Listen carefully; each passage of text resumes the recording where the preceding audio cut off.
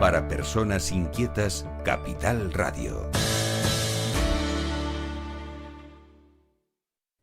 El remate, con Miguel Ángel González Suárez. Bueno, tengo en mis manos un libro de un compañero de esta casa, de Jerónimo González Llanes, que es abogado, doctor en historia, licenciado en periodismo, que es Ramón Gil Roldán y Martín, de la Ley de Cabildos al Estatuto de Autonomía, que se va a presentar el día 16 de junio en el Instituto de Estudios Canarios de La Laguna. Un libraco. ¿Conociste no lo oigo, a ver, ahora hablamos, a ver. Sí. Ahora perfecto. Conocí mucho, era un gran amigo mío, un nieto de Un nieto. Ramón. Bueno, el nieto Sí. Manuel, el nieto es Julio Gil Roldán Doset, nieto de... Yo conocí a Ramón. A Ramón. Hermano de... compañero mío de colegio. Cuéntame un poquito quién era este señor. Bueno, estos son de los grandes políticos del 19, del 19 canario, como Martín Rodríguez aquí en Tenerife, y fueron los que después de la gran decadencia que hubo en toda España con el 98 en Cuba, fueron épocas muy difíciles, y el que le dio un vuelco espectacular al tema de lo que hoy consideraríamos cierto regionalismo, ¿no? Fue, digamos, uno de los grandes padres también, junto con antes que él, con Murphy en Tenerife, ¿no? Y fue uno de los grandes impulsores de lo que hoy denominamos la nueva ley de cabildo. Por una parte, los cabildos ya existían desde prácticamente la época de la conquista, ¿no? Era un nombre muy peculiar que se le dio siempre a la administración de las islas, pero los cabildos tal como hoy lo conocemos, uno de los grandes padres fue Ramón Gil Roldán. Bueno, pues ahí está el libro, Ramón Gil Roldán y Martín, de la Ley de Cabildos al Estatuto de Autonomía. Libro interesante. El Estatuto de Autonomía, tal como lo conocemos hoy, también tuvo un intento importante en la Segunda República, también auspiciado con personalidades como Ramón, de hacer unas bases, una especie de preproyecto de lo que él pensaba debería ser un estatuto de autonomía, a la par de lo que estaba ocurriendo en aquella Segunda República en Cataluña y en el País Vasco. Eso se quedó en nada con el comienzo de la guerra civil en España. Bueno, maestro, Eduardo Pintado, la semana pasada estuvo en Madrid, ¿eh? Sí, estuve en casa de una familiar mía, esas cosas que uno ya es mayor y tiene sobrinos y hay primeras comuniones y cosas. Bueno, disfrutó de Madrid. Sí, pero mucho calor. Sí. Mucho calor. Es la primera vez en mi vida. Yo mañana me voy. Mañana salgo yo a Madrid. Que he notado el estar alejado de la orilla del mar. Sí. Y nuestros alicios. Ya. Pero bueno, Madrid también tiene la ventaja de que te cambias de acera, en el sentido climatológico me refiero, y te vas a la sombrita, pues siempre es agradable, una terracita y tal, y sobre todo por las noches. Ya. Bueno, hoy nos vamos a Sudamérica, ¿no, maestro? Bueno, vamos a empezar en el tema de Sudamérica, porque el tema de Irán, digamos, los conflictos tristemente clásicos como son el tema del Estrecho de Hormuz, el tema de Irán y el tema de Rusia, ahora también el tema de Mali, para mí, pues se estudia muy poco, sale muy poco en los periódicos, excepto días muy concretos que son los procesos electorales de lo que está ocurriendo en Sudamérica, ¿no? Y recorren vientos distintos, diferentes, grandes cambios en el ámbito de los partidos políticos y en el cambio ideológico, ¿no? Tanto de un sesgo como de otro. En este sentido, No sé si muchos de los radio oyentes se acuerdan del cambio profundo que hubo en su día con un líder que marcó una pauta en Centroamérica, que fue Bukele, ¿no? En El Salvador, ¿no? Al que se le tilda pues de ser un representante de movimientos conservadores y nacionalistas importantes, y que tuvo como bandera principal el acabar con la delincuencia en El Salvador, ¿no? Y las famosas maras, las pandillas, esas terribles que hay por esos lares, ¿no? Que siembran terror y delincuencia formidable, ¿no? Tremenda, ¿no? Después pasó a Chile, donde ha habido un cambio también importante en los últimos meses, donde ha salido del poder un partido de corte socialdemócrata progresista, también con una minoría comunista, y ha entrado otra vez un partido conservador, pero no del tipo de como eran los partidos de centro antiguos en Chile, que era la eterna democracia cristiana, sino bastante más conservadores, bastante más nacionalistas. Después siguió.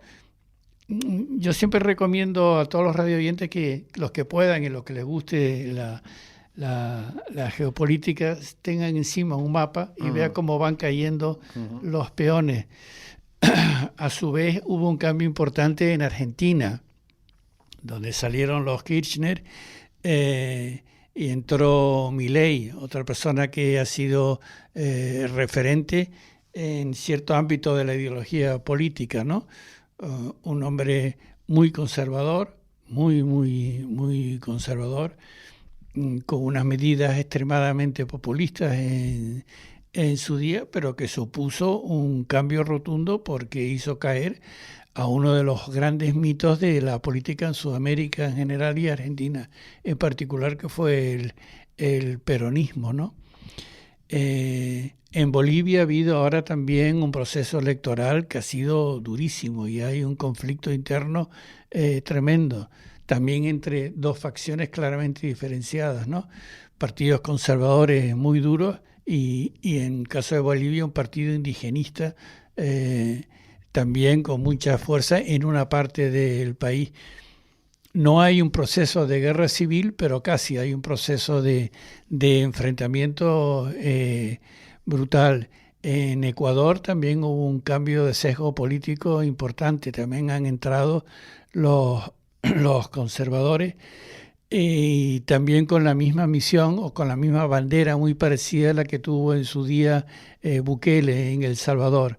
O sea, como tema principal el tema de las maras, de las pandillas, la delincuencia, la inestabilidad social, y el tema también que Ecuador no era antes, ahora sí, un feudo importante de los grandes traficantes de droga. Y el penúltimo, porque no creo que sea el último, ha sido la semana pasada un giro que ha habido en Colombia, ¿no? Y que van a una segunda vuelta. En la primera vuelta me refiero. Ahora tienen que ir a la segunda vuelta. En la primera vuelta, ¿no? Ahora parece ser que puede que sea en la segunda vuelta que los partidos de centro y los partidos de izquierda, o sea, la mayoría de los grandes partidos que fueron derrotados ahora en la primera vuelta, partidos de corte tradicional y partidos progresistas, partidos de izquierda, se junten todos para tratar de frenar al nuevo líder de Spriella, el nuevo líder de un movimiento. Yo no lo considero un partido como se apellidan ahora de una forma muy fácil, ¿no? Partido de extrema derecha, no son partidos de extrema derecha al uso de lo que entendemos aquí, ¿no? En el sentido clásico de la palabra. Son más bien partidos populistas, conservadores, nacionalistas. Son líderes que aparecen sin tener un pedigrí de haber estado muchos años. Es como un contravoto, ¿no? Contra el el hombre de izquierda que ha estado allí, Petro, que ha estado muchos años en Colombia. En Venezuela ya sabemos lo que ha pasado. O sea que el único feudo importante, real, duro que queda en Sudamérica es Brasil. Brasil es el único, que es el único partido que queda. Eso quiere decir que hay un vuelco espectacular en toda Sudamérica, ¿no? Unos con un sesgo más parecido a Milei, otro con sesgo más parecido a lo que es Sheinbaum en México, pero que han dado un giro al mapa político de los 10 últimos años en Sudamérica total. El caso más grave y más sangrante ahora mismo es el de Bolivia. O sea, en Bolivia el proceso, igual que en los otros procesos electorales, han sido, en teoría, tranquilos, pacíficos, ¿no? Ha habido enfrentamientos, pero en fin, no como en el caso de Bolivia. En Bolivia sí que la inestabilidad puede llevar a un confrontamiento civil brutal, ¿no? Y eso siempre son noticias tristes, ¿no? Y después la gran pregunta que yo siempre le decía a mis alumnos, ¿no? La metodología, digo, no analicen lo que ocurre, que eso es fácil, ¿no? Con recortes de prensa y oír ciertos medios, pues sabes lo que ocurre, ¿no? La pregunta es, lo que se debe hacer un buen analista y un buen estudiante, un buen alumno es, ¿por qué ocurre? ¿Qué ha llevado a esos grandes cambios en Sudamérica? ¿Y por qué ocurre? ¿Qué motiva esos grandes cambios? ¿Y por qué ocurre? Porque es que América Latina era de izquierda totalmente. Sí. ¿Qué ha pasado? Es un análisis que tiene dos vertientes importantes. Primero, el tema económico. Y depende del país. Por ejemplo, en el Cono Sur, Uruguay, Argentina y Chile, ha habido siempre una vertebración social de una clase media potente, no igual, pero con el sesgo parecido a la que ha sido la clase media europea. Y esas clases medias durante muchos años han sustentado siempre partidos políticos de corte clásico, toda la vida, ¿no? La democracia cristiana en Chile, por ejemplo, es un caso claro de eso, ¿no? En Venezuela, los dos grandes partidos de la clase media, ¿no? Los copellanos y los adecos, tampoco supieron darle una solución a ciertas crisis económicas. O sea que las crisis económicas no han tenido unas respuestas claras por esos partidos de corte clásico que ha habido siempre. Eso ha dado luz y con esas crisis han nacido partidos políticos no al uso, no conocidos, unos más revolucionarios, otros menos revolucionarios, unos de carácter muy conservador y otros de carácter, vamos a llamarlos de izquierdas, como fue el movimiento chavista en Venezuela. En su día también algo ocurrió en Bolivia. O sea que ha habido un bloque primero de una gran crisis económica que ha tocado muy seriamente a la vertebración social de esos países, o sea, a la clase media, el sustento, a la columna vertebral. ¿Qué hacen esas masas de clase media? ¿Dónde buscan refugio? En las organizaciones que le ofrecen seguridad. Bukele, en el tema de El Salvador, es uno de los ejemplos quizás más radicales, ¿no? Y después la otra gran crisis es el tema puramente político. Partidos que llevaban 100, 150 años cambiando cada 5, cada 10 años procesos políticos parlamentarios típicos, no han sabido darle una contestación a los tiempos y a las crisis que hay. Algo parecido está ocurriendo también en Europa. Algo parecido, no igual, pero parecido. ¿Y hacia dónde vamos o hacia dónde van ahí en Sudamérica? Bueno, pues esto es un tema para los que nos gusta estudiar y examinar, es apasionante. Yo sostengo que los extremos siempre llevan a procesos de inestabilidad, siempre. Por eso era conocido en su día, menos el corto espacio de Pinochet y lo que ocurrió en Uruguay, eran, digamos, los partidos de clase media con más estabilidad que había en Sudamérica, ¿no? Una vez desaparecidos esos partidos, pues la reacción, contrarreacción, crea mucha inestabilidad. Y eso puede llevar a procesos de enfrentamiento civil y contestación civil importantes, ¿no? Estamos en tiempos complicados en el mundo. Se llaman tiempos revueltos. Tiempos revueltos, ¿eh? Sí.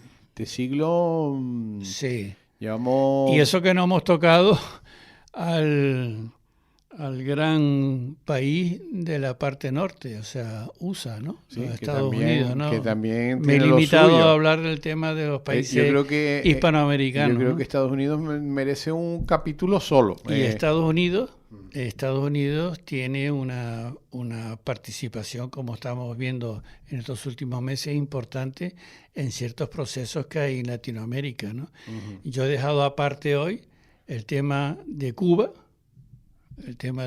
y la implicación que está teniendo el tema de Estados Unidos y también vamos a ver cómo acaba el tema con México, ¿no? Ya. En México la excusa es el tema de la droga,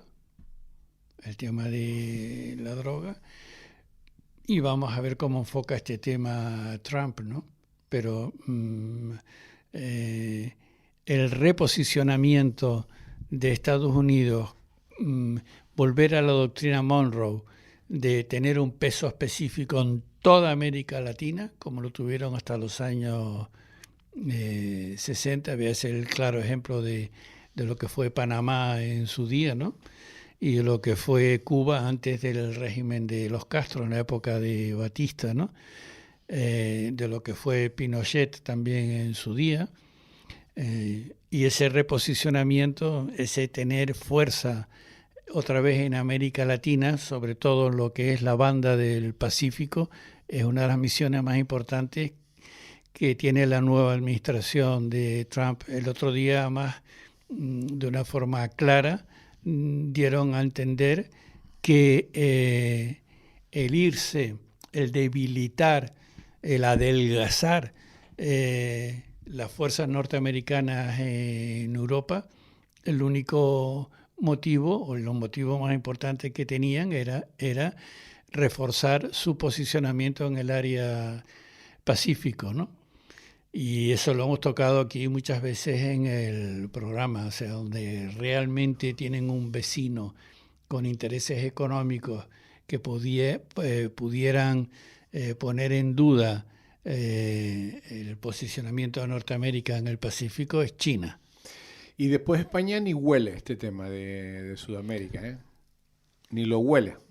Es una pena, ¿no? Sí, es no una pena lo porque huele, en teoría, no lo huele, no por sabe lo de qué menos- va, no sabe de qué va esta Por lo historia. menos en el ámbito cultural, por lo menos en ese sentido, guste más a uno, guste más a otro, tenemos una historia paralela común, grandiosa, ¿no? Tenemos una historia, un idioma. Formidable, ¿no? Ya. Entonces, pues entidades como el Instituto Cervantes, en fin, el posicionamiento que deberíamos de tener allí es mucho más fuerte y además fue un objetivo clásico en la diplomacia española, fuese del signo que fuese, ¿no? Y allí estamos en franca...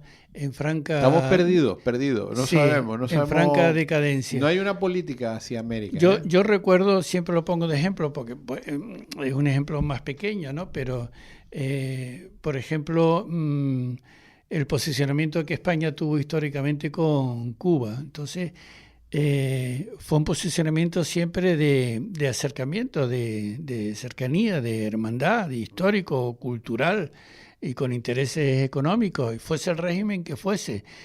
Y entonces, mucha gente nunca comprendió históricamente cómo el régimen de Franco no rompió nunca relaciones diplomáticas con Cuba. Y recuerden muchos radio oyentes que hubo también en aquella época una presión fuertísima de las distintas administraciones americanas, desde Eisenhower a Kennedy, exigiéndole a España una posición fuerte y dura que rompiesen relaciones diplomáticas con Cuba. Y el régimen anterior nunca lo hizo. Más bien, recuerden ustedes, visitas oficiales que posteriormente, en la época de Fraga Iribarne, hizo Fidel a España y concretamente a Galicia y a Canarias también. Sí, en Galicia y en Canarias. O sea, eso era un posicionamiento, gustará más o menos, pero era un posicionamiento muy claro de lo que era la política española en Hispanoamérica. Sea el que sea y esté el que esté, mande el que mande, España siempre debe tener relaciones con sus países hermanos. Ahora prima más, depende del sesgo político, y eso es un error. Ya. Maestro. Desde mi punto de vista, vaya. Muy interesante. Hoy hemos hecho un repaso por América, bueno, por América en general. El tiempo se ha ido, ha volado. ¿Qué le parece lo del tiempo? Yo creo que el reloj está mal. ¿Cómo es posible? Yo creo que cuando viene... vamos a empezar. Cuando viene el maestro, alguien toca el reloj y lo adelanta, pero vuela el tiempo. Pues quedan temas importantes, porque hubo hechos muy particulares la semana pasada en Rumanía, que son interesantes Lo dejamos para la semana que viene. De analizar. Lo dejamos para la semana que viene. Maestro, un placer. Hoy hemos hecho un repaso por América. Sí, muy por encima, pero porque bueno, cada uno de ellos, Chile merece un capítulo aparte, Argentina, sí. Lula, Colombia, Bolivia, pero en fin. Un abrazo muy fuerte. Se hace lo que se puede. Que tenga buen día. Un abrazo a todos los radio oyentes. El remate, con Miguel Ángel González Suárez.